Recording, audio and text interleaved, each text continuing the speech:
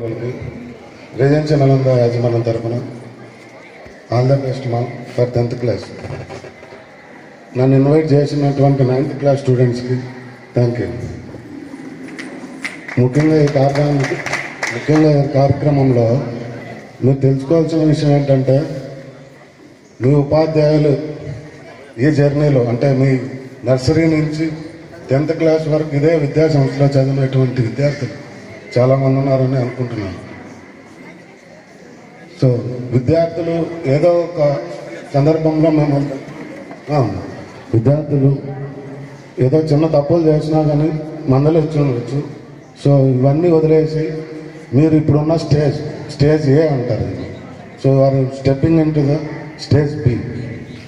So 9th class వాళ్ళు ఇప్పుడు ఎవరైతే 10th క్లాస్ వాళ్ళు వెళ్తున్నారో వాళ్ళ దగ్గర నుంచి కొన్ని ఇన్ఫర్మేషన్ గ్యాదర్ చేసుకొని అకాడమిక్ ప్లాన్స్ ఏంటి, మీరు ఎలా అవుట్కమ్ అయ్యారు, మీ సిలబస్ అంతా ఎప్పుడు కంప్లీట్ చేసుకొని ఎంత బాగా అంటే ఎంత ప్లానింగ్లో ఉన్నారు అనేది తెలుసుకోవాలి ఈ సందర్భంగా.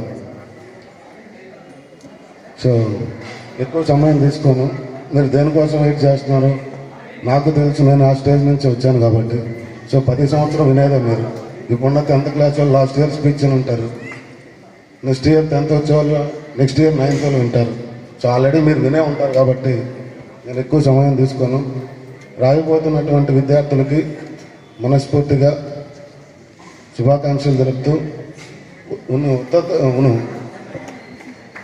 మంచి ఉత్తీర్ణత సాధించాలని కోరుకుంటున్నాను. I'm very bad in Telugu language, don't mind. Thank you very much.